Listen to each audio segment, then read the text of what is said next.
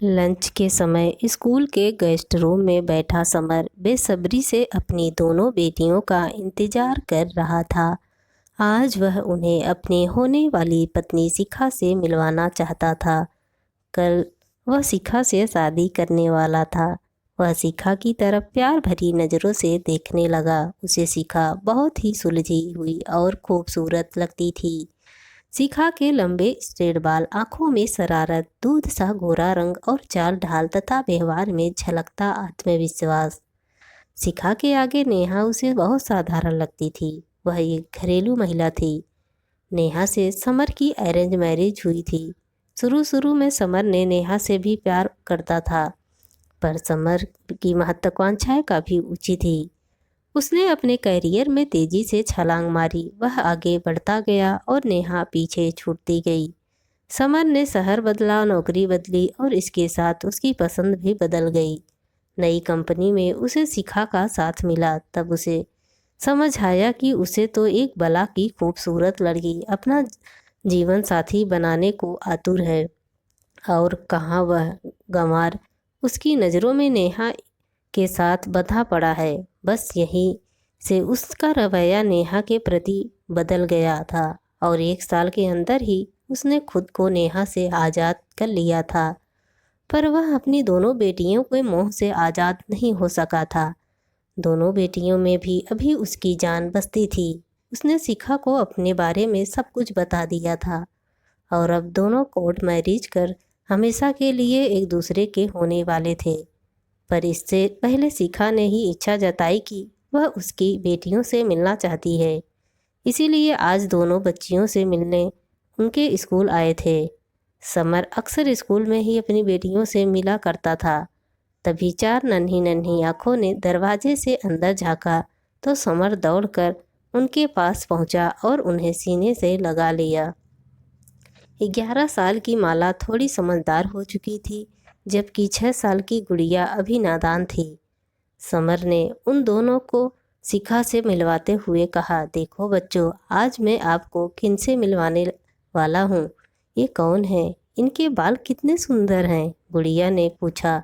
तो समर ने गर्व से शिखा की तरफ देखा और बोला, बेटी, ये आपकी मम्मी हैं। कल से ये आपकी नई मम्मी कहलाएंगी। कल से ये आपके पापा की पत्नी बन जाएंगी। शिखा ने प्यार से बच्चों की तरफ हाथ बढ़ाया तो थोड़ा पीछे हटती गुड़िया ने पूछा, पर पापा, हमारी मम्मी तो हमारे पास ही है, फिर नई मम्मी की क्या ज़रूरत? पर बेटा, ये मम्मी ज़्यादा अच्छी है ना। नो पापा, हमें नई मम्मी की कोई ज़रूरत नहीं है, हमारी मम्मी बहुत अच्छी है। एंड यू नो पापा, माला ने अपनी बात अधूरी छोड़ दी। क्या बेटी, बताओ। You know I hate you. यह कहकर रोती हुई माला ने गुड़िया का हाथ थामा और तेजी से कमरे से बाहर निकल गई। शिखा ने जल्दी से अपने बढ़े हुए हाथों को पीछे कर लिया। अपमान और क्षोभ से उसका चेहरा लाल हो उठा। समर की आंखें भी पल भर में उदास हो गईं। उसे लगा जैसे उसके दिल का एक बड़ा टुकड़ा आज टूट गया है। उसने शिखा की तरफ देखा और फिर कहा, निढाल सी कुर्सी पर बैठ गया। उसने सोचा भी नहीं था कि उसकी अपनी बेटी उससे नफरत करने लगेगी। शिखा ने रूखी आवाज़ में कहा, चलो समर, यहाँ रुक कर कोई फ़ायदा नहीं। तुम्हारी बेटियाँ मुझे नहीं अपनाएंगी। लगता है तुम्हारी पत्नी ने पहले से ही उनके मेरे खिलाफ जहर भर दिया है। समर ने कुछ भी नहीं कहा। दोनों चुपचाप वापस चले गए। इधर नेहा ने जब सुना कि उसका समर दूसरी शादी करने वाला है तो वह और भी टूट गई। उसने तुरंत अपनी सास शारदा देवी को फ़ोन लगाया। मम्मी, कल आपका बेटा नई बहू लेकर आ रहा है। मुबारक हो, आपकी ज़िंदगी में एक बार फिर बहू का सुख वापस आने वाला है। चुप कर नेहा, तेरे सिवा मेरी कोई नई बहू नहीं है और ना कभी होगी। मैं शरीर से भले ही यहाँ हूँ, पर मेरा दिल अब भी तेरे और तेरी 2 बच्चियों के पास ही है। तू मेरी बेटी से बढ़कर है, तेरी जगह कोई नहीं ले सकता, समझी पगली? और जानती है तू मेरी बेटी कब बनी थी? कब मम्मी? उस रात जब मुझे तेज बुखार था, समर ने मेरी तरफ देखा भी नहीं, पर तूने रात भर जाग कर मुझे ठंडी पट्टियाँ लगाई, मेरे सेवा की थी। उसी रात मैंने तुझे अपनी बेटी मान लिया था। मम्मी, आपकी जैसी माँ पाकर मैं तो धन्य हो गई। आज मेरी माँ जिंदा होती तो वे भी आपका प्यार देखकर, कहते कहते वह रोने लगी तो सास ने टोका, देख बेटी, मुझे माँ कहा है ना, फिर रोने धोने की क्या ज़रूरत। हमेशा मुस्कुराती रह मेरी बच्ची। अपने बेटे पर तो मेरा काबू नहीं, पर दुनिया की और किसी पर भी मुसीबत को तेरे पास भी नहीं भटकने दूंगी। जानती है यह बात? जी मम्मी, जब मेरे पति ने मुझे तलाक दिया था तब मेरे पास कोई नहीं था। मैं उनसे कोई सवाल भी नहीं कर सकती थी। तेरे गम को मैं समझ सकती हूँ। तलाक के बाद औरत मन से बिल्कुल अकेली रह जाती है, पर तू जरा भी चिंता ना कर। तेरे साथ हमेशा तेरी यह माँ रहेगी, तेरी मानसिक संबल बनकर। सास की बातें सुन रोते रोते भी नेहा के चेहरे पर मुस्कुराहट तैर गई। सास की बातों से उसे बहुत सुकून मिला। आज वह अकेली नहीं, बल्कि सास का सपोर्ट उसके साथ था। नेहा के अपने माँ बाप पहले ही गुजर चुके थे। एक भाई था जो मुंबई में सेटल था। 3 बहनें थीं जिनका घर इसी शहर में था, पर चारों भाई बहनों ने उससे कन्नी काट ली थी। ऐसे में तलाक के बाद उसका और उसकी दोनों बच्चियों का संबल उसकी सास ही थी, और यह उसके लिए बहुत बड़ा सहारा था। जब भी वह परेशान होती या अकेला महसूस करती तो सास से बात कर लेती। नेहा ने एक प्राइवेट कंपनी में नौकरी कर ली थी। सैटरडे संडे उसकी छुट्टी होती थी। उस दिन शारदा देवी जरूर आती, उसके और अपनी पोतियों के साथ समय बिताती, उनकी हर समस्या का हल निकालती और फिर शाम तक अपने घर लौट जाती। इधर दूसरी शादी के बाद जब भी समर ने माला और गुड़िया से मिलना चाहा तो माला ने साफ इनकार कर दिया। अब उसे अपने पापा से बात करना भी पसंद नहीं था। उसने पापा के बिना जीना सीख लिया था और गुड़िया को भी सिखा दिया था। वह उस पापा को कभी माफ़ नहीं कर पाई जिसने उसकी सीधी साधी माँ को छोड़कर किसी और के साथ शादी कर ली थी। वक्त इसी तरह निकलता गया। नई शादी से समर को कोई संतान नहीं हुई थी। दिनों दिन शिखा के नखरे बढ़ते जा रहे थे। समर को जीना मुहाल हो गया था। दोनों के बीच अक्सर झगड़े होने लगे थे। शिखा अक्सर घर से बाहर निकल जाती थी। समर भी देर रात शराब पीकर घर लौटता था। शारदा देवी यह सब देख समझ रही थी, पर वह अपने बेटे के स्वार्थी रवैये से भी अच्छी तरह परिचित थीं। इसीलिए उन्हें बेटे पर तरस नहीं बल्कि गुस्सा आता था। शारदा देवी को अक्सर वह समय याद आता जब पति के तलाक के बाद उनकी जिंदगी का एक ही मकसद था, और वह था समर को पढ़ा लिखा कर काबिल बनाना। इसके लिए उन्होंने अपनी सारी शक्ति लगा दी थी। स्कूल टीचर की नौकरी करते हुए बेटे को भी ऊंची शिक्षा दिलाई, काबिल बनाया, मगर अब एहसास होने लगा था कि कितना भी काबिल बना लिया, वह रहा तो अपने बाप का बेटा ही, जो बाप की तरह ही शराबी और स्वार्थी बद दिमाग निकला। इधर शारदा द्वारा नेहा को अपनाने और हर जगह उसकी तारीफ किए जाने की वजह से नाते रिश्तेदारों का व्यवहार भी नेहा के प्रति काफ़ी अच्छा बना रहा। समर के चचेरे ममेरे भाई बहन के घर कोई भी आयोजन होता तो नेहा और उसकी बेटियों को परिवार के तौर पर महत्वपूर्ण सदस्य की तरह आमंत्रित किया जाता और उनकी पूरी आवाभगत की जाती। यही नहीं, समर के विवाहित दोस्त भी नेहा और को अवश्य बुलाते। यह सब देखकर समर और शिखा भुनभुनाते हुए घर लौटते थे। शिखा चिढ़कर कहती, देख लो, तुम्हारी रिश्तेदारी में हर जगह अभी भी मुझसे ज़्यादा नेहा की पूछ होती है।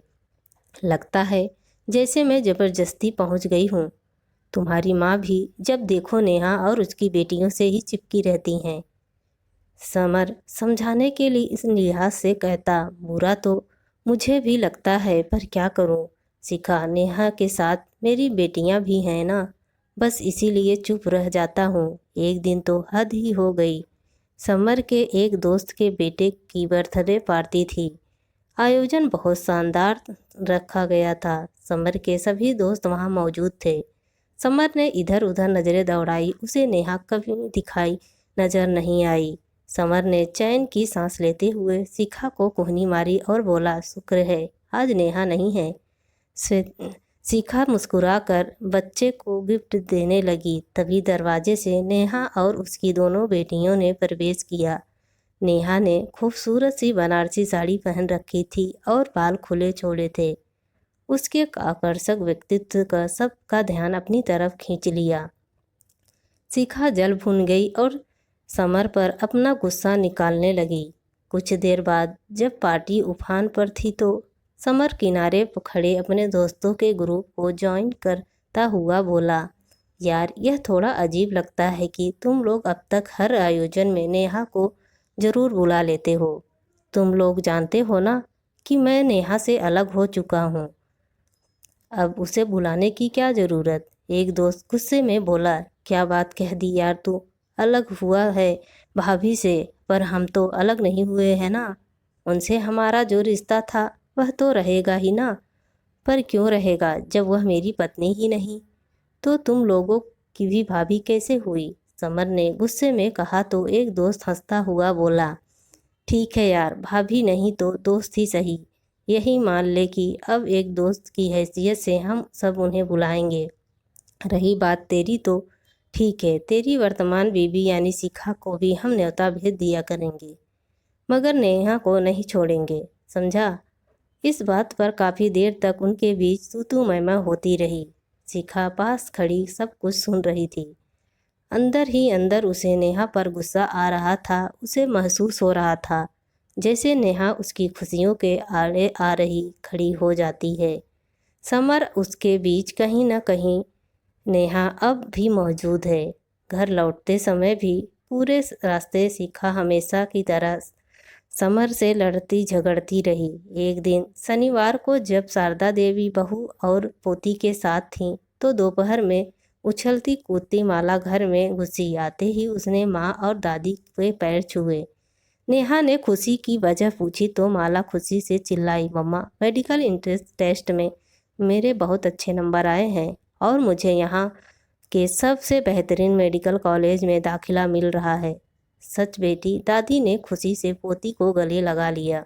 मगर नेहा थोड़ी उदास स्वर में बोली, बेटा यहाँ दाखिले में और उसके बाद की पढ़ाई में कुल खर्च लगभग कितना आएगा।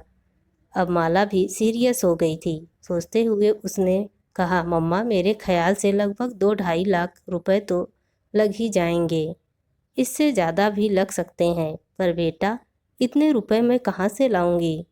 मम्मा मेरी शादी वाली जो एफडी आपने कर रखी है बस उसे तोड़ दो।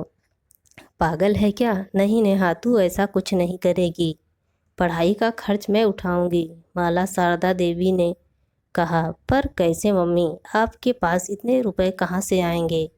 बेटा मैंने अपनी नौकरी के दौरान कुछ रुपए बचा कर अलग रखे थे। वे रुपए मैंने कभी समर को भी नहीं दिए। अब उन्हें अपनी माला के मेडिकल की पढ़ाई के लिए खर्च करूंगी, इसका अलग ही सुख होगा। नहीं मम्मी, उन्हें आप ना निकालें। वैसे भी इस उम्र में आपको पैसे अपने पास रखने चाहिए। कल को समर ने कुछ गलत व्यवहार किया या बिजनेस डुबो दिया तो आप। अरे नहीं बेटा, जिसके पास तेरे जैसी बेटी और इतनी प्यारी पोतियां हैं उसे क्या चिंता। और फिर मेरी पोती डॉक्टर बनेगी, इससे ज़्यादा खुशी की बात और क्या हो सकती है। अगले दिन ही शारदा देवी ने पोती की पढ़ाई के लिए रुपयों का इंतजाम कर दिया। वक्त इसी तरह गुजरता रहा। समर के जीवन में अब कुछ नहीं बचा था। शिखा कई सालों से ऑफिस के किसी कलीग के साथ अफेयर चला रही थी। इधर समर और भी ज़्यादा खराब में डूबा रहने लगा था। छोटी छोटी बात पर वह माँ पर भी बरस जाता। शारदा देवी का दिल कई दफ़ा करता कि सब कुछ छोड़कर चली जाए, पर बेटे का मोह कहीं न कहीं आड़े आ जाता। जितनी देर शिखा और समर घर में रहते झगड़ते होते रहते। शारदा देवी का घर में दम घुटता। उनकी उम्र भी अब काफ़ी हो चुकी थी। वे करीब 80 साल की थीं। उनसे अब ज़्यादा दौड़ भाग नहीं हो पाती थी। नेहा के पास भी वे कई कई दिन बाद जा पाती। एक दिन उन्हें अपने पेट में दर्द महसूस हुआ।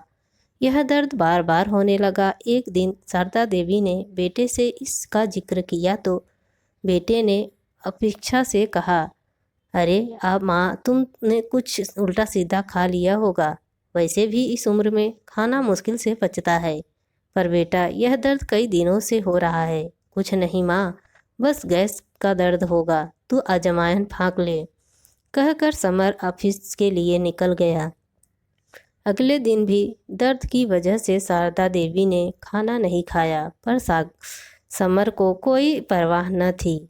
2-3 दिन बाद जब शारदा देवी से रहा नहीं गया तो उन्होंने फ़ोन पर बहू नेहा को यह बात बताई। नेहा एकदम से घबरा गई। वह उस समय ऑफिस में थी। तुरंत बोली, मम्मी मैं अभी ऑफिस से छुट्टी लेकर आती हूँ, आपको डॉक्टर को दिखा दूंगी। अरे बेटा, ऑफिस छोड़कर क्यों आ रही है? कल दिखा देना। नहीं मम्मी, कल शनिवार है और वे डॉक्टर शनिवार को नहीं बैठते। मैं अभी आ रही हूँ। 1 घंटे के अंदर नेहा आ गई और उन्हें हॉस्पिटल लेकर गई। बेटे और बहू के व्यवहार में अंतर देखकर उनका दिल भर आया। डॉक्टर ने ऊपरी जांच के बाद कुछ और टेस्ट कराने को लिख दिए। नेहा ने फटाफट सारे टेस्ट कराए और जो बात निकल कर सामने आई वह किसी ने सोचा भी नहीं था। शारदा देवी को पेट का कैंसर था।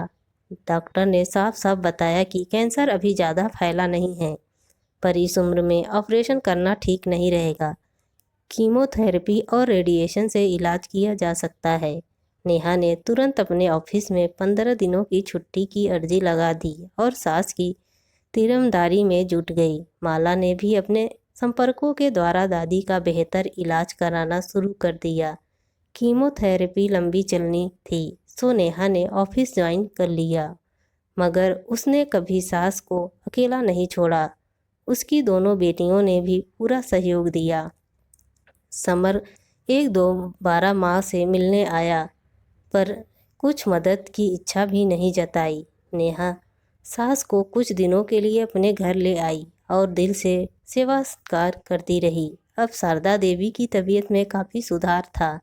एक दिन उन्होंने नेहा के सिर पर हाथ फेरते हुए कहा, बेटी मैं चाहती हूँ कि तू उस घर में वापस चले। नेहा ने हैरानी से सास की ओर देखते हुए कहा, आप यह क्या कह रही हैं मम्मी? आप जानती हो ना, अब मैं समर के साथ कभी नहीं रह सकती। कुछ भी हो जाए मैं उसे माफ़ नहीं कर सकती।